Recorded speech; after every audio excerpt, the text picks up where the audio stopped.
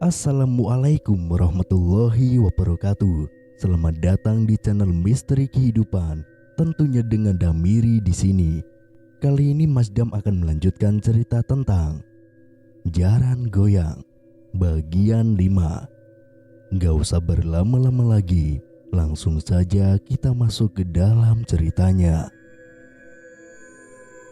Singkat cerita, Ahmad berjalan sempoyongan di dalam pasar tradisional yang sepi, melintasi pertokoan yang sudah tutup. Suasana pasar itu remang, hanya ada beberapa lampu 5 watt yang menyinari. Kawanan kucing kampung berlarian kabur karena terusir oleh langkah Ahmad yang tidak teratur. Lengan kanannya menggenggam sebotol bir, wajahnya kumal, rambutnya gondrong berantakan.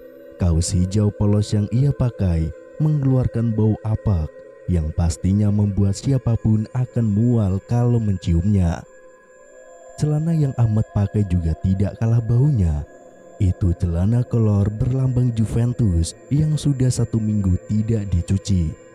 Tidak ada yang baru dari pakaiannya kecuali sandal jepit yang tadi siang baru ia curi dari masjid. Ahmad baru selesai main judi. Ia kalah telak bahkan berhutang 1 juta pada rekannya. Uang hasil mencopet tadi siang ludes digunakan untuk berjudi dan untuk membeli bir. Pada awal permainan, Ahmad selalu menang, namun semakin lama dia malah semakin kalah. Ahmad muntah, terlalu banyak bir yang ia minum. Dari kejauhan terdengar sayup langkah segerombolan orang tergesa mendekat ke arah Ahmad. Ia menoleh ke belakang, kemudian menggelengkan kepala. "Sialan," gumamnya dalam hati. Sebelum beranjak dari karpet judi, Ahmad sempat-sempatnya mencuri milik uang bandar. "Itu dia!" teriak salah seorang dari mereka. Mereka berlari menghampiri Ahmad. Ada 5 orang masing-masing membawa senjata untuk mengajar si Ahmad. Mereka membawa kayu dan botol bir. Ahmad berusaha lari tapi langkahnya sempoyongan, lantas ambruk begitu saja. Lelaki yang kepalanya botak pelontos dan berjaket hitam menjadi orang pertama yang memukul Ahmad dengan botol hingga pecah. Kepala Ahmad berdarah, ia terkapar tidak berdaya. Melihat Ahmad masih sadar, mereka langsung memukulinya dengan kayu hingga berdebam-debam. Ahmad berteriak kesakitan, meminta tolong, tapi tidak ada yang mendengarnya kecuali kawanan kucing yang sama sekali tidak peduli padanya. Wajahnya bonyok, kaki dan tangannya memar, ia memuntahkan darah kental. "Mampus kau sialan," kata salah seorang dari mereka. Setelah dirasa puas, mereka meninggalkan Ahmad yang tergolek tidak berdaya di depan emperan toko kelontong. Nafasnya terengah-engah. Wajahnya tidak berupa penuh benjolan dan luka memar. Bibirnya berdarah. Ahmad yang malang. Setelah 2 tahun bebas dari penjara, ia tidak punya siapa-siapa lagi. Ibunya sudah meninggal. Rumah di kampung ia jual untuk biaya hidupnya di kota. Niatnya ingin memulai hidup baru, tapi ia tidak kunjung dapat pekerjaan hingga menjadi gelandangan seperti itu. Keesokan paginya, seseorang mengguyur wajah Ahmad. Seorang emak-emak penjual ikan marah-marah karena banyak darah tercecer di lapaknya. "Woi, bangun gak lu? Woi, bangun!" Ahmad membuka kelopak matanya yang terasa berat. Kepalanya sangat sakit, sekujur tubuhnya tidak dapat ia gerakan. 2 orang lelaki yang juga pedagang di pasar itu menggotong paksa tubuh Ahmad. Bukan untuk dibawa ke rumah sakit atau dilaporkan polisi. Mereka seperti membuang sampah saja. Tubuh Ahmad diletakkan di halaman belakang pasar yang biasa menjadi tempat pembuangan sampah. Hal itu sudah biasa dilakukan. Banyak orang yang mabuk lalu berkelahi di pasar itu saat malam. Paginya para penjual di pasar itu akan membuangnya di tempat sampah. Ahmad tidak sanggup bangun. Ia malah tertidur pulas. Sorenya Ahmad kembali tersadar. Tubuhnya mulai bisa dipaksakan berdiri. Tangannya perlahan meraba-raba kantong celana, seakan sedang memeriksa sesuatu yang sangat berharga. Sebuah foto dikeluarkan dari kantongnya. Itu foto Mila. Ahmad tersenyum. Untungnya foto Mila masih ada. Lelaki malang itu sangat rindu pada Mila. Setelah ia keluar dari penjara, hal pertama yang ia lakukan saat itu adalah pergi ke Gunung Kawi untuk mencari istrinya. Namun Mila tidak ada di sana dan Ahmad baru menyadari kenapa ia terlalu bodoh sampai-sampai bisa percaya pada sebuah mimpi. Ahmad menarik nafas, ia membersihkan serpihan sampah yang menempel di bajunya. Entah hari ini dia mau kemana. Langkahnya masih tertati-tati. Baru 5 kali melangkah tubuhnya ambruk kembali. Tidak ada seorang pun yang peduli pada gelandangan sepertinya. Ahmad coba untuk bangkit lagi. Dan saat itu juga matanya yang masih bonyok melihat sesosok wanita yang mirip dengan Mila. Wanita itu sedang membeli sayuran di pedagang kaki lima yang sontak saja membuat Ahmad terkejut. Dari pandangan Ahmad jelas sekali wanita itu adalah Mila. Istriku. Kaki yang terasa sakit ia paksakan untuk melangkah menghampiri perempuan yang mirip dengan istrinya. Sambil tertati Ahmad mendekati perempuan itu. Dan benar saja itu memang Mila, istrinya yang selama ini ia cari-cari. Ahmad tidak langsung menyapanya, sedangkan Mila yang terlihat sudah semakin tua masih sibuk membeli sayuran yang ia akan beli.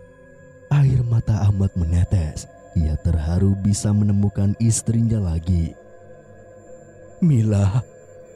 Perempuan itu menoleh pada Ahmad. Iya, siapa ya? Anehnya Mila tidak lagi mengenali Ahmad. Aku Ahmad, Mila, suamimu. Mila mengerutkan kening. Ia menganggap kalau lelaki di hadapannya adalah orang gila. Maaf ya, saya nggak kenal sama kamu. Buru-buru Mila mengambil belanjaannya dan pergi begitu saja. Ia ketakutan. Mila, tunggu Mila. Ini aku. Aku Ahmad, Mila, suami kamu. Mila tidak menoleh. Ia tetap berjalan dengan tergesa-gesa. Punggungannya hilang di antara lalu lalang orang. Ahmad mencoba untuk mengejarnya, namun tidak berhasil. Tubuhnya malah ambruk. Orang-orang pasar kembali menggotongnya keluar. Sementara Mila terus berjalan tanpa menoleh. Ia berbelok ke kanan tempat para penjual daging ayam. Di sana ia melihat Daru, suaminya. Buru-buru Mila menghampiri Daru. Wajahnya Mila ketakutan. Kamu kenapa? Lelaki yang rambutnya mulai beruban itu menyentuh kedua pundak Mila. Ada orang gila yang ngejar aku tadi, Mas. Mana? Daru melongok ke kerumunan orang. Tidak ada orang gila di sana. Tadi dia ngaku-ngaku kalau dia itu suami aku. Mendengar pernyataan Mila, seketika saja dada Daru seolah ditendang. Ia teringat perkataan Pak Parman, mertuanya. Pak Parman mengingatkan Daru tentang Ahmad yang pernah menjadi suami Mila. Dan Daru yakin orang gila itu yang Mila maksud adalah si Ahmad. Sekarang dia di mana? Mila menunjuk ke arah kiri. Tadi aku melihat dia di dekat tukang sayur. Ya sudah, ayo kita pulang saja. Mereka meninggalkan pasar itu. Sesekali Daru menoleh ke belakang untuk memastikan keberadaan Ahmad. Daru takut kalau Ahmad mengganggu rumah tangganya. Ia sudah memprediksi itu. Suatu saat si Ahmad pasti akan datang kembali untuk menemui Mila. Ia tidak akan membiarkan lelaki itu mengusik rumah tangganya. Maka malam itu juga Daru memburu dan menghabisi Ahmad. Ahmad malam itu sedang terbaring di kolong jembatan yang tidak jauh dari pasar tradisional. Perutnya lapar. Dari pagi dia belum makan. Tiba-tiba meloncat 3 orang lelaki berbadan besar, membuat Ahmad kaget dan terbangun. Matanya masih terasa sakit. Seorang lelaki berambut gondrong mengangkat tubuh kurus Ahmad. Loh, ada apa ini? Tanya Ahmad ketakutan. Tanpa basa-basi lagi, Ahmad dipukuli. Wajahnya ditonjok dengan kepalan tangan bercincin batu akik, membuat Ahmad muntah darah. Perutnya ditendang. Satu orang lainnya mematahkan kaki Ahmad. Ia berteriak meminta ampun, tapi tidak ada ampun baginya. Daru mengawasinya dari atas. Ia menyorot wajah Ahmad yang sudah babak belur dengan sebuah senter. Apa salahku? Siapa kamu? Ucap Ahmad sangat kesakitan. Suara lalu lalang mobil membuat Daru harus mengeraskan suaranya. Ahmad, aku kira kamu sudah mati membusuk di penjara. Kedua tangan Ahmad dicengkram kuat oleh kedua lelaki. Sengaja mereka berhenti memukulinya agar bisa berbicara dengan Daru. Siapa kamu? Salah aku apa? Kamu pelet Mila, dan itu salahmu. Sekarang dia sudah menjadi istriku, dan tidak akan kubiarkan kamu untuk menghancurkan keluargaku. Ahmad terdiam, nafasnya terengah-engah. Daru menjentikan jarinya memberi isyarat agar Ahmad dibunuh. Tiga lelaki itu menarik paksa Ahmad untuk masuk ke sungai yang kotor dan bau. Wajahnya disungkurkan ke dalam air. Tubuhnya mengamuk, tapi tiga orang itu terlalu kuat. Ahmad kehabisan nafas dan mati begitu saja. Hanyutkan, kata Daru singkat. Setelah beres mereka pergi ke sana. Mayat Ahmad mengapung perlahan ke hilir seperti seekor kucing yang tidak berguna. Orang-orang di pinggiran sungai yang sedang berpacaran tidak menyadari kalau ada mayat yang mengapung melintasi mereka. Jauh dari tempat pembunuhannya, mayat Ahmad tersangkut pada sebuah dahan pohon tua. Mayat itu tertahan di sana. Seorang gelandangan membuka resleting celananya. Ia hendak kencing di atas pondasi sungai. Tubuhnya bergidik setelah selesai mengeluarkan air kencingnya. Sebelum ia beranjak pergi, matanya sempat menangkap sesuatu yang aneh di permukaan sungai. Ia memicingkan mata, memastikan benda apa yang sedang mengapung di sana. Merasa penasaran, lelaki kurus kering itu turun dari pondasi. Kakinya sempat tersandung batu. Ia meringis kesakitan. Pelan-pelan lelaki itu mendekat ke tepi sungai dan terkejut. Ternyata itu adalah mayat, dan tidak lain adalah mayat Ahmad. Lelaki itu menelan ludahnya sendiri, kemudian lari terbirit-birit untuk mencari bantuan. Anehnya, saat ia berhasil membawa gerombolan orang untuk mengangkat jenazah, tiba-tiba mayat Ahmad menghilang entah kemana. Mereka memarahi gelandangan itu, menganggap kalau dia sudah gila. Tapi jelas-jelas barusan ada mayat di sana. Gelandangan itu bingung kemana mayat tersebut. Apakah sudah hanyut? Di sisi lain, kamu dari mana sayang? Mila berdiri di depan pintu menyambut kedatangan Daru. Aku ada urusan tadi di luar. Urusan apa? Biasa, teman lamaku ngajakin nongkrong. Mila mengangguk. Farhan, udah tidur? Udah, tadi habis minum obat langsung tidur. Mila beranjak ke dapur. Mau kubuatkan teh? Oh iya, kopi aja ya. Daru duduk di atas sofa sambil menghela nafas. Ia merasa lega sudah membunuh Ahmad. Suara sendok beradu dengan gelas terdengar dari dapur. Di sana terlihat Mila yang sedang sibuk membuat kopi. Seketika saja Daru teringat perjuangannya untuk mendapatkan Mila. Sungguh tidak mudah. Segelas kopi disuguhkan, mereka mengobrol di atas sofa hingga larut malam. Keduanya lalu tertidur di sana. Tengah malam hujan mengguyur sangat deras, petir berkelebatan. Mila terbangun karena mendengar suara seseorang mengetuk-ngetuk pintu kamar mandi. Ia mencoba untuk membangunkan Daru, namun tidak bisa. Suaminya itu tidur sangat nyenyak. Terpaksa Mila pergi sendiri untuk memeriksanya. Pintu kamar mandi terbuka sedikit. Perlahan Mila mendorong pintu tersebut. Di sana ia melihat Farhan, anak lelakinya yang berumur 10 tahun, sedang berdiri membelakangi Mila.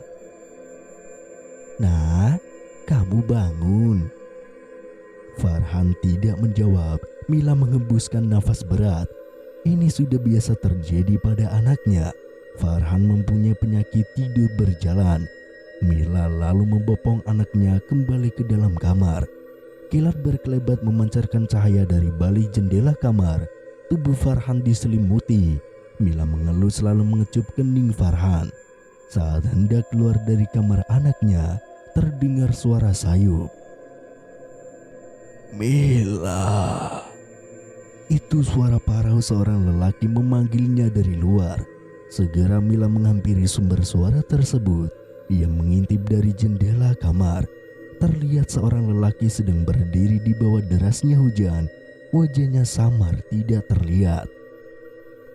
"Mila." Dan saat Mila membuka pintu, dengan mengejutkan Ahmad sudah berdiri di hadapannya. Wajahnya tersenyum mengerikan. Mila menjerit ketakutan. Beberapa tahun sebelumnya, seperti biasa setiap bulan Parman menjenguk Ahmad di penjara. Ia tidak membawa makanan apapun, melainkan hanya ingin mencari tahu keberadaan Mila. Parman yakin kalau Ahmad membunuh Mila dan mayatnya disembunyikan di suatu tempat. Mereka berdua duduk di ruang jenguk. Siang itu penjara sedang ramai pengunjung. Para penjaga berdiri di setiap sudut. Ada juga yang berkeliling, memastikan tidak ada hal yang mencurigakan. Parman menatap tajam wajah Ahmad. Di mana kamu sembunyikan Mila?" "Pak, sudah berkali-kali saya bilang ke Bapak kalau saya tidak menyembunyikan Mila, Pak. Tapi saya yakin dia ada di Gunung Kawi, Pak." Jawaban yang sama seperti bulan-bulan sebelumnya. Kali ini Parman coba untuk sabar. Ia menahan emosinya.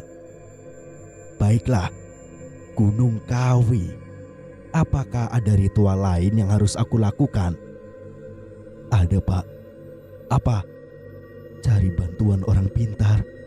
Ahmad menunduk ketakutan. Ia biasa dihajar oleh Parman. Tanpa pamit, Parman beranjak dari ruang jenguk. Ia akan mencari orang pintar untuk menemukan Mila. Parman berangkat ke Jawa Timur menggunakan mobil pribadi miliknya. Ia tidak seorang diri. Ada 2 orang temannya yang ikut membantu Parman. Mereka adalah Mufti dan Wildan. Merekalah yang memberitahu kalau di Gunung Kawi ada seorang dukun sakti yang bisa membantu Parman. Itu perjalanan yang sangat jauh. Parman benar-benar ingin membuktikan omongan Ahmad. Sayangnya sebelum tiba di Jawa Timur, mereka kemalaman di jalan. Sepanjang perjalanan mereka bergantian mengemudikan mobil. Langit sudah gelap ketika mereka keluar dari jalan tol. Kebetulan bagian Mufti yang mengemudikan mobil, sementara Parman sudah mendungkur di kursi belakang. Beberapa saat kemudian, mereka memasuki perkebunan pinus. Jalanan lenggang, jarang sekali ada mobil yang berpapasan dengan mereka. Mufti melirik GPS lalu mengangguk. Jalan yang dia ambil sudah benar. Gunung Kawi hanya tinggal 1 jam lagi dari sana. Parman tergeraga bangun. Ia mengusap wajahnya. Perutnya keroncongan karena dari siang belum makan. Dilihatnya dari balik kaca mobil, pohon-pohon pinus berjejer rapi. Ia berdecak kesal. Seharusnya ia berangkat lebih pagi agar tidak kemalaman seperti ini. "Aku lapar nih." "Sama, Mas. Mana nggak ada pedagang lagi." "Pelan-pelan aja, Move. Siapa tahu kita nemu angkringan di depan," kata Wildan. Secara mengejutkan, Mufti melihat sebuah warung angkringan di pinggir jalan. Tampaknya seperti warung kopi yang menyediakan mie rebus. Ada 3 orang lelaki yang sedang mengunjungi angkringan itu. Mereka bertiga berbadan kurus, mengenakan kaos warna coklat yang lusuh dan celana panjang hitam. Sedangkan pemilik angkringan itu adalah seorang wanita muda. yang umurnya kisaran 20 tahunan. Tidak ada lampu listrik di sana, hanya ada lilin yang menyinari angkringan. Mobil berhenti, mereka turun lalu menyerbu warung angkringan. Perut mereka sudah sangat lapar, tidak sabar rasanya ingin cepat makan. Tapi ada yang aneh di sana. 3 orang yang sedang duduk di kursi panjang terlihat sedang tidak memakan apapun. Mereka hanya duduk diam dengan wajah pucat. Begitupun dengan perempuan pemilik angkringan. Dia berdiri memandangi Parman dan teman-temannya dengan tatapan datar. Bersambung.